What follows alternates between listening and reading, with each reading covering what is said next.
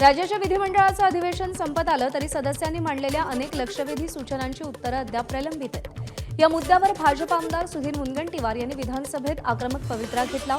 जवळपास 401 लक्षवेधींची उत्तरच प्रशासनाकडून मिळाली नाहीत असं मुनगंटीवारांनी म्हटलंय। तसंच 359 स्वीकृत लक्षवेधींपैकी 292 ची उत्तरही प्रशासनाकडून सादर झाली नाहीत असं मुनगंटीवार म्हणाले। मुनगंटीवारांच्या मागणीची तातडीनं विधानसभा अध्यक्षांनी दखल घेतली आणि उद्या शेवटच्या दिवशी कामकाज संपण्यापूर्वी उत्तरं देण्याचे निर्देश राहुल नार्वेकरांनी दिले। उत्तरं दिली नाहीत तर थेट मुख्य सचिवांवरच हक्कभंग आणू असा इशारा विधानसभा अध्यक्षांनी दिला। पीठासीन अधिकाऱ्यांनी दिलेले निर्देशांचं पालन करणं बंधनकारक नाहीये, तर तशा अधिकाऱ्यांना समज देण्यासाठी उद्या सभागृहाची बैठक संपण्यापूर्वी जर का या सगळ्या लक्षवेधींची जी प्रलंबित उत्तरं आहेत ती आली नाहीत तर मुख्य सचिवांवरती हक्कभंगाची कारवाई केली जाईल। विधानसभेत शिवसेना की शिंदेसेना यावरून वाद पेटल्याचं पाहायला मिळालं। वरुण सरदेसाईंनी शिंदेसेना उल्लेख केल्यानं मंत्री शंभूराज देसाई भडकले। शिवसेना हे नाव कोर्टानं दिलेलं आहे, आम्हाला शिवसेना नावापुढे उबाठा लावायची गरज नाही अशी टीका शंभूराज देसाईंनी वरुण सरदेसाईंवर केली आहे। शंभूराज देसाई मंत्री महोदय, आपण मला म्हणालात खरं तर तुमचं बरोबर आहे, निवडणूक आयोगाने तसं सांगितलंय, पण काल एका पत्रकार परिषदेत माननीय मुख्यमंत्री देवेंद्र फडणवीस साहेब 4 वेळा शिंदेसेना म्हणाले, 4 वेळा। आपण एकदा त्यांना सुद्धा सांगावं अशी माझी विनंती। अध्यक्ष महोदय, भाजप आमदार सुधीर मुनगंटीवार विधानसभेत पुन्हा आक्रमक झाले। हुतात्मा शिवराम हरी राजगुरू यांचा खेळ इथलं स्मारक गेल्या अनेक वर्षांपासून होत नाहीये, त्यामुळे कामात हलगर्जीपणा करणाऱ्या 5 ते 7 अधिकाऱ्यांना काढून टाका अशी मागणी विधानसभेत मुनगंटीवारांनी केली। तर मुनगंटीवारांच्या आरोपांना मंत्री आशिष शेलार यांनी उत्तर दिलंय। चूक करणाऱ्या अधिकाऱ्यांवर कारवाई करण्याचं आश्वासन शेलारांनी दिलंय। माझी आपल्याला हात जोडून विनंती आहे, तुम्ही अतिशय संवेदनशील आहात, पण आपल्या हुतात्म्याच्या संदर्भामध्ये त्यांच्या स्मारकाबद्दल गंभीरता हे काही सरकारी कर्मचारी अधिकाऱ्यांच्या बाबतीत नसावी। आम्ही लोकप्रतिनिधी, आमची संवेदनशीलता असावी। तुम्ही याची एक स्वतंत्र बैठक घ्या, 5-7 लोक निलंबित नाही, टर्मिनेट करू। त्या सभागृहातील एका ज्येष्ठ सदस्याने या पद्धतीने मंत्री असताना सुद्धा आणि आता सुद्धा मला एवढंच म्हणायचं आहे की आपण जरूर बैठक बोलवा। सुधीर भाऊंनी ज्या पद्धतीने सांगितलं, संबंधित सर्व अधिकाऱ्यांची बैठक बोला, त्यात मी सुद्धा येईन, सुधीर भाऊ आपण सुद्धा या। संबंधित सर्व अधिकाऱ्यांना चूक असेल तर त्याच्यावर कारवाईच केली पाहिजे। बार्टी आणि सारथीबाबत अजित पवारांनी विधानसभेत निवेदन दिलंय। स्कॉलरशिपसाठी एकाच कुटुंबातले 5-5 जण पीएचडी करू लागलेत असं अजित पवार म्हणाले। तर अजित पवारांच्या भूमिकेचा वेगळा अर्थ काढू नका असं म्हणत मुख्यमंत्री देवेंद्र फडणवीसांनी अजित पवारांच्या विधानाचं समर्थन केलं। काही ठिकाणी एकाच परिवारातले 42-45 हजार रुपये मिळतात म्हटल्यानंतर 5-5 लोक पीएचडी करायला लागलेत एका फॅमिलीतले। आणि मी मधीच माहिती घेतली तर ह्या ठराविक विद्यार्थ्यांच्या करता कित्येकशे कोटी रुपये जात आहेत आणि 4 लाख विद्यार्थ्यांच्या करता म्हणजे ह्यांच्या करताच रक्कम इतकी मोठी जाते आणि बाकीच्यांच्या करता अतिशय म्हणजे 50% पेक्षा जास्त रक्कम इकडे जायला लागल्यात आणि विद्यार्थ्यांची संख्या कमी आहे। मला असं वाटतं की अनेक वेळा दादा एखादी गोष्ट बोलतात तर लोक त्याचा वेगळा अर्थ काढतात, पण मुळामध्ये ही योजना जी सुरू केलेली आहे ती जी काही आपले हुशार लोक आहेत, मुलं आहेत, पण पीएचडी अफोर्ड करू शकत नाही, त्या लोकांकरता ती काढलेली आहेत। आता एका घरातले 5 लोक जर योजनेचा लाभ घेतील तर इतर घरातले जे काही आपले गरीब लोक आहेत, होतकरू आहेत, त्यांना त्याचा लाभ मिळणार नाही। दादांनी व्यक्त केलेली चिंता बरोबर आहे, या संदर्भात योग्य अशा प्रकारे आपल्याला त्या ठिकाणी निर्णय करावा लागेल। शक्तीपीठ महामार्ग आणि सरकारनं शेतकऱ्यांसाठी जाहीर केलेल्या पॅकेजवरून सतेज पाटलांनी जोरदार हल्लाबोल केलाय।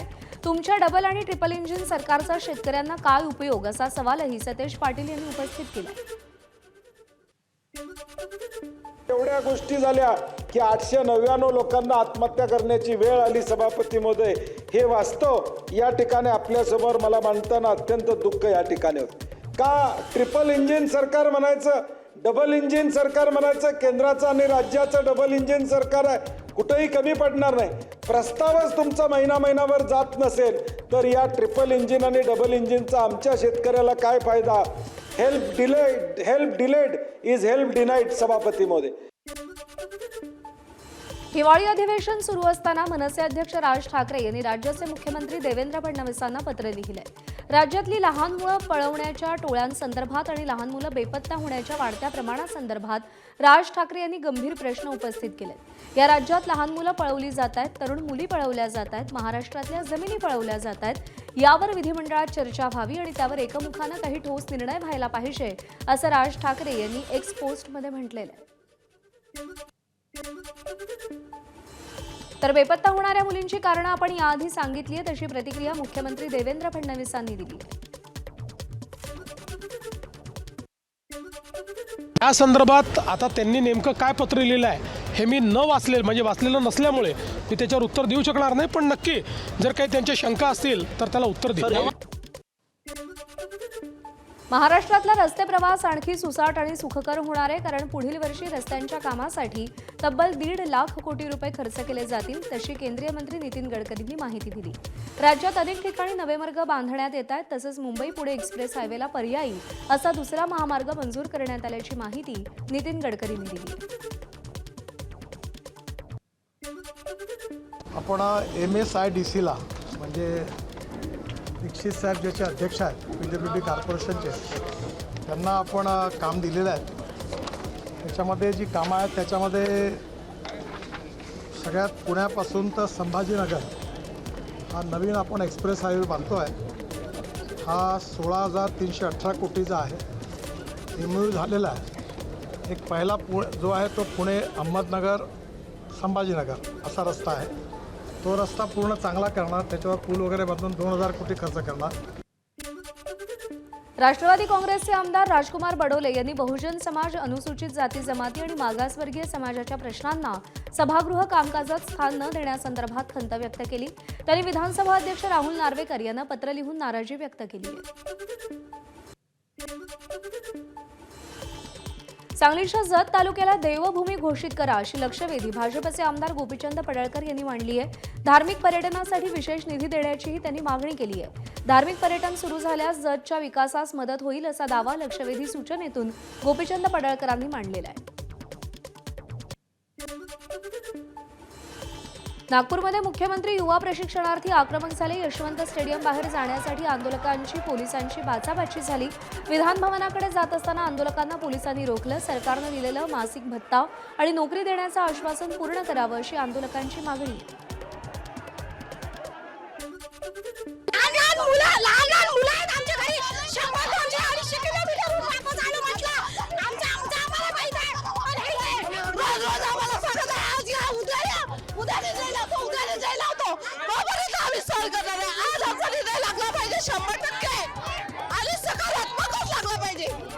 जाणार नाही.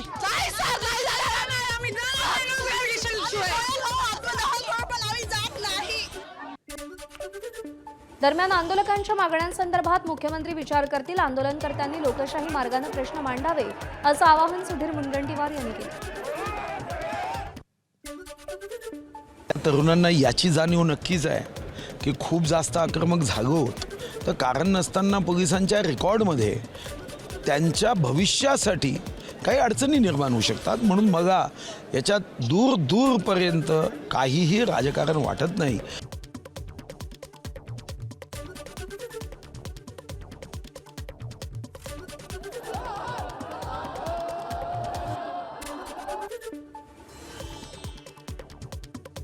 पुण्यातील जमीन व्यवहार प्रकरणात पार्थ पवार यांच्यावर अद्याप कोणतीही कारवाई झालेली नसल्यानं विरोधकांनी टीकेची झोड उठवली आहे. अशात आता उपमुख्यमंत्री अजित पवारांनी अनौपचारिक गप्पांमध्ये अमेडिया संदर्भात मोठं वक्तव्य केलं.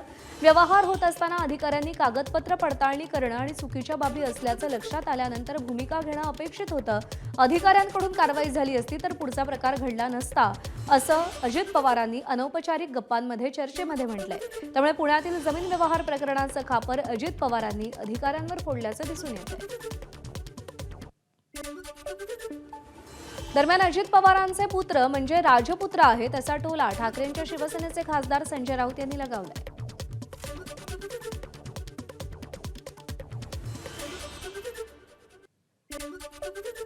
संविधानाच्या अमृत महोत्सवानिमित्त राज्यभर जनजागृती अभियान राबवण्यात येणार आहे.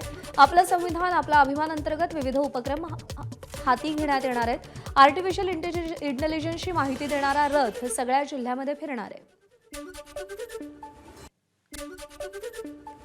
यंदाचा डॉक्टर पंजाबराव देशमुख स्मृती पुरस्कार मुख्यमंत्री देवेंद्र फडणवीसांना जाहीर झालाय. त्यांच्या राजकीय आणि सामाजिक क्षेत्रातल्या योगदानाबद्दल त्यांना हा पुरस्कार देण्यात येणार आहे. 27 डिसेंबरला मुख्यमंत्र्यांना हा पुरस्कार प्रदान करण्यात येणार आहे. राज्यातील तब्बल 6 लाख शिक्षकांना टीईटी परीक्षा अनिवार्य करण्यात आल्याप्रकरणी आता शिक्षकांना आणखी एक फटका बसलाय. सगळ्या शिक्षकांना टीईटी परीक्षा बंधनकारक करण्याचा निर्णय हा आरटीई कायद्यातल्या तरतुदीनुसार पारित करण्यात आल्यामुळे पुनर्विलोकन याचिका दाखल करणं शक्य नसल्याचं सांगण्यात आलंय. तर संबंधित प्रश्नी पुन्हा विधी विभागाशी चर्चा करणार असं आश्वासन मंत्री पंकज भोयर यांनी दिलंय. केंद्रीय लोकसेवा आयोगाकडून घेण्यात येणाऱ्या कोणत्याही परीक्षांना बसणाऱ्या ज्या उमेदवारांमध्ये 40% किंवा त्याहून अधिक प्रमाणित दिव्यांगत्व असेल अशा उमेदवारांना त्यांच्या पसंतीचं परीक्षा केंद्र देण्यात येईल अशी माहिती शुक्रवारी केंद्रीय लोकसेवा आयोगानं घोषणा करताना दिली. ही सुविधा आयोगाकडून जेवढ्या परीक्षा घेतल्या जातात त्या सगळ्या परीक्षांना लागू असेल.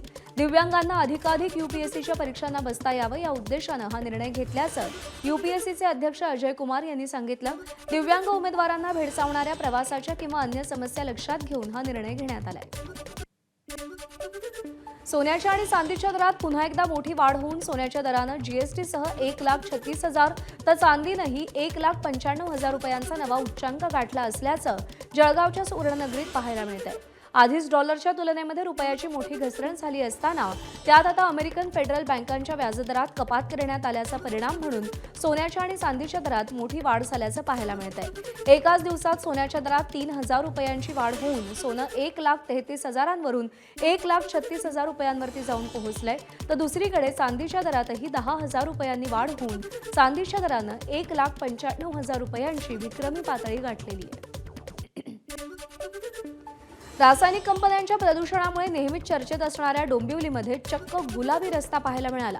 डोंबिवली MIDCमध्ये अनेक रासायनिक कंपन्या असून यामुळे डोंबिवलीकरांना नेहमीच प्रदूषणाचा त्रास सहन करावा लागतो. यापूर्वी काही वर्षांपूर्वी डोंबिवलीमध्ये हिरवा पाऊस, ऑरेंज ऑइल मिश्रित पाऊस पडला होता. तर आता केमिकलमुळे MIDCचा संपूर्ण रस्ता गुलाबी रंगाचा झालाय. रस्त्याच्या बाजूला असलेल्या मोठ्या गटारामध्ये केमिकल असल्यानं ते देखील आढळून आलेलं आहे. या केमिकलमुळे दर्प पसरला असून स्थानिकांना त्रास होतोय. 2020 साली हाच गुलाबी रस्ता विषय लावून धरला होता आणि त्यामुळे तत्कालीन मुख्यमंत्री उद्धव ठाकरेंनी दखल घेतली होती. आता 5 वर्षांनी पुन्हा हा विषय पुढे आला असून अधिकारी वर्ग लक्ष देणार का हा प्रश्न उपस्थित होतोय. डोंबिवलीतल्या प्रदूषणावरती ठाकरे सेनेचे नेते सचिन अहिर यांनी प्रतिक्रिया दिली आहे. डोंबिवलीमध्ये STP लावावी अशी मागणी होती. केमिकल असल्यानं परिसर दूषित झालाय, त्यामुळे आरोग्याला धोका निर्माण झालाय असं सचिन अहिर यांनी म्हटलंय. विधान भवन मध्ये रेड कार्पेट बघायला मिळत आहेत. कल्याण डोंबिवलीमध्ये तुम्हाला आता गुलाबी कार्पेट सारखी परिस्थिती त्या रस्त्यावरती झालेली आहे. याचा अर्थ असा आहे की या AQIच्या अंतर्गत प्रदूषणचं स्तर किती गेलेलं आहे. आणि हे आज नाही, तिकडच्या ज्या असलेल्या वेस्ट असलेल्या इंडस्ट्रीज किंवा पर्यावरणयुक्त त्या इंडस्ट्रीमध्ये STP लावावी ही गेल्या अनेक वर्षापासून डोंबिवलीची ही मागणी होती. कारण केमिकल झोन हा केल्यामुळे तिकडचं पूर्ण वातावरण दूषित झालेलं आहे. सरकारने याच्यात तातडीने लक्ष घातलं पाहिजे. संबंधित कल्याणकर आणि डोंबिवलीकरांना त्या आरोग्यावरती पण देखील धोका निर्माण झालेला आणि ह्याची संपूर्ण जबाबदारी ही शासनावरती जाईल जर त्यांना काहीतरी आरोग्याचा धोका निर्माण झाला तर. आंध्र प्रदेशच्या राजमुंद्रीवरून झाडांचा दुसरा ट्रक देखील नाशिकमध्ये दाखल झालाय. दुसऱ्या ट्रकमधून 350 झाडं नाशिकमध्ये आणण्यात आली आहेत. सोमवारी सुमारे 15,000 झाडं नाशिक शहरातल्या वेगवेगळ्या भागांमध्ये लावण्यात येणार असल्याचं सांगितलं जात आहे. यामध्ये वड, पिंपळ, लिंबू या झाडांचा समावेश आहे. मुंबईतील 45,000 खारफुटीची झाडं तोडण्यास हायकोर्टानं मंजुरी दिली आहे. वर्सोवा भाईंदर कोस्टल रोडसाठी ही खारफुटीची झाडं तोडली जाणार आहेत. 60,000 45,675 झाडं तोडायला कोर्टानं परवानगी दिली आहे. तर तोडलेल्या झाडांच्या बदल्यात तिप्पट झाडं लावणार असल्याचं पालिकेनं सांगितलंय. तर महापालिकेला दरवर्षी नव्या वृक्ष लागवडीची माहिती कोर्टाला द्यावी लागेल. पुण्याच्या थेऊरमधील यशवंत साखर कारखान्याच्या जमीन खरेदी विक्रीला स्थगिती देण्यात आली आहे. पुणे कृषी उत्पन्न बाजार समितीसाठी ही जमीन खरेदी सुरू होती, मात्र महसूल विभागाची परवानगी घेतली नसल्यानं मुख्यमंत्री देवेंद्र फडणवीसांकडून या व्यवहाराला स्थगिती देण्यात आली आहे. साखर कारखान्याची जी काही जमीन आहे ती पूर्वी चिंचवड देवस्थानची होती, ती वर्ग 3ची होती. त्यामुळे त्या जमिनीच्या संदर्भात महसूल विभागाचे अभिप्राय घेणं अपेक्षित आहे. अशा पद्धतीचं तक्रार अर्ज बाजार समितीचे संचालक प्रशांत काळभोर यांनी मुख्यमंत्र्यांकडे दिल्याच्या नंतर मुख्यमंत्र्यांनी त्याच्यावर 12 तारखेला 12/12/2025 काल याच्यावर स्थगिती दिलेली आहे आणि साखर आयुक्त, पणन संचालक आणि कारखान्याकडनं त्याच्याबद्दलचा स्वयंस्पष्ट अहवाल मागवलेला आहे. जोपर्यंत तो अहवाल येत नाही आणि शासनाचा पुन्हा निर्णय होत नाही, GR मध्ये ज्या त्रुटी आहेत त्या त्रुटी दुरुस्त होत नाहीत, तोपर्यंत या व्यवहाराला आता स्थगिती आलेली आहे. बिबट्यांच्या वाढत्या संख्येसंदर्भात अजित पवारांनी चिंता व्यक्त केली आहे. मात्र त्याचबरोबर वनमंत्री गणेश नाईकांनी शेळ्या सोडण्याबाबत केलेल्या वक्तव्याचीही अजित पवारांनी खिल्ली उडवली. जंगलामध्ये 1 कोटी शेळ्या सोडण्याचं वक्तव्य हास्यास्पद आहे असं अजित पवार म्हणाले. बिबट्यांची नसबंदी केली तरी त्याचा परिणाम दिसायला काही वर्षांचा कालावधी लागू शकतो असं ते म्हणाले. बिबट्यांची संख्या 2000पेक्षा जास्त असण्याची शक्यता आहे, मात्र वंताराकडून 50 बिबट्यांपेक्षा जास्त बिबट्या घेऊ शकत नसल्याची राज्य सरकारला माहिती मिळाली आहे असंही ते म्हणाले. बिबट्यांचा वाढत्या संख्येसंदर्भात अजित पवारांनी चिंता व्यक्त केली आहे.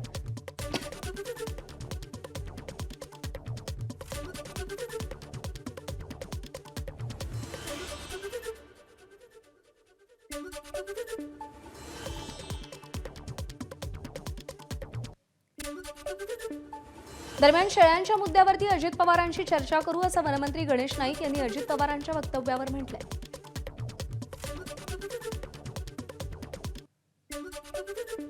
दादांचं हे पण म्हणणं आहे की 1 कोटींच्या शेळ्या जंगलात सोडणं व्यवहार्य होणार नाहीये. ठीक आहे, दादाशी मी चर्चा करतो. नाही साहेब, महापालिका निवडणूक अहिल्यानगरच्या पारनेर तालुक्यातील किन्ही गावात बिबट्यांची दहशत पाहायला मिळते. किन्ही गावात एका वयोवृद्ध महिलेवर बिबट्यानं हल्ला केल्यानं महिलेचा मृत्यू झाला होता. संतप्त ग्रामस्थांनी रास्ता रोको करून किन्ही परिसरातील बिबट्यांचा बंदोबस्त करण्याची मागणी केली होती. दरम्यान वनविभागानं लावलेल्या पिंजऱ्यात लागोपाठ 4था बिबट्या अडकलेला आहे. अहिल्यानगरच्या पारनेरमध्ये बिबट्यासाठी पिंजरा लावला. बिबट्या पिंजऱ्याच्या समोर गेला, पण पिंजऱ्यात न जाता माघारी परतला. अहिल्यानगरच्या पारनेर तालुक्यातील किन्ही गावातली ही घटना आहे. बिबट्याचं हे दृश्य वनविभागाच्या कॅमेऱ्यात रेकॉर्ड झालंय. अहिल्यानगरच्या पारनेरमधील पिंपरी गवळी गावात 4था बिबट्या वनविभागाच्या पिंजऱ्यामध्ये जेरबंद झाला. आतापर्यंत पारनेर तालुक्यामध्ये 4 बिबटे जेरबंद करण्यात आले. नाशिकमधील मालेगावच्या खाकुर्डीमध्ये विहिरीत बिबट्या पडलाय. अन्न पाण्याच्या शोधात निघालेला बिबट्या विहिरीत पडला. बिबट्याला वाचवण्यासाठी ग्रामस्थांसह वनविभागाकडून प्रयत्न सुरू आहेत. गोंदिया जिल्ह्याच्या देवरी तालुक्यातील सालई अब्दुल टोला इथं बिबट्याचं दर्शन झाल्यानं गावकरी आणि नागरिकांमध्ये भीतीचं वातावरण आहे. मागच्या 4 दिवसांपासून परिसरामध्ये बिबट्याच्या हालचाली वाढल्याची चर्चा सुरू असतानाच रात्रीच्या सुमारास सालई अब्दुल टोला गावाजवळून जाणाऱ्या चिचगड रोडवरती बिबट्या दिसल्याची घटना घडली आहे. चिचगड रोडवरून जाणाऱ्या एका 4चाकी वाहन चालकानं रस्त्यावर दिसलेल्या बिबट्याचा व्हिडिओ मोबाईलमध्ये चित्रित केला. हा व्हिडिओ सोशल मीडियात व्हायरल झाल्यानंतर नागरिकांमध्ये भीती आता आणखी वाढली आहे. भंडाऱ्याच्या टेकेपार खुटसावरी या मार्गावरती दिवसाढवळ्या वाघ रस्त्यावरून फेरफटका मारत असल्याचं वाहनधारकांनी त्यांच्या मोबाईलमध्ये कैद केलं. ग्रामीण भागातील या मुख्य मार्गावरती आता भला मोठा वाघ भटकंती करत असल्याचं दिसून आल्यानं शेतकरी आणि शेतमजुरांमध्ये भीतीचं वातावरण पसरलंय. सध्या शेतीचा हंगाम सुरू असून वाघ गावालगत दिसून आल्यानं शेतीची कामं प्रभावित होण्याची भीती असल्याचं वनविभागाकडून सांगितलं जातंय आणि त्या पार्श्वभूमीवर वनविभागानं या वाघाचा बंदोबस्त करावा अशी मागणी आता जोर धरली आहे. बीडच्या लिंबा गणेश परिसरात बिबट्याचा मुक्त संचार पाहायला मिळतोय. वनविभागासह ग्रामस्थांची बैठक पार पडली. वनविभागानं पिंजरे लावून बिबट्याचा बंदोबस्त करण्याची मागणी करण्यात आली आहे. कोल्हापूर जिल्ह्यातील चंदगड तालुक्यात पुन्हा एकदा हत्तीच्या वावरामुळे नागरिकांमध्ये भीतीचं वातावरण निर्माण झालंय. पाटणे फॉरेस्ट रेंजमध्ये अण्णा नावाचा हत्ती आढळून आला असून ग्रामस्थांमध्ये भीती आहे. सध्या अण्णा नावाचा हत्ती पार्ले भागात असल्याची माहिती असून वनविभागाकडून हत्तीवर सातत्यानं नजर ठेवली जाते. आतापर्यंत कोणत्याही प्रकारच्या शेतीच्या नुकसानाची नोंद झालेली नाही. मात्र जंगलालगत असलेल्या गावातील शेतकरी आणि नागरिकांनी सतर्क राहावं असं आवाहन पाटणे वनपरिक्षेत्र अधिकारी यांनी केलेलं आहे. नाशिकच्या मालेगाव शहरातील कलेक्टर पट्टा भागामध्ये एकाच दिवशी 10 जणांना भटक्या कुत्र्यांनी सावा घेतला असून भटक्या कुत्र्यांच्या बंदोबस्तासाठी लसीकरण निर्विजीकरणासंदर्भात महानगरपालिका हलगर्जीपणा करत असल्याचा आरोप करण्यात येतोय. माजी नगरसेवक मदनबापू गायकवाड यांच्यासह जखमी झालेलं लहान बालक आणि काही स्थानिक आयुक्तांना जाब विचारण्यासाठी मालेगाव महापालिकेत गेले, मात्र आयुक्तांनी त्यांना भेटण्यास नकार दिला. भटक्या कुत्र्यांचं निर्विजीकरण आणि लसीकरण करण्यासाठीचं कंत्राट संपलंय, पण त्यावर महापालिकेकडून कोणतीही कारवाई करण्यात आलेली नाही.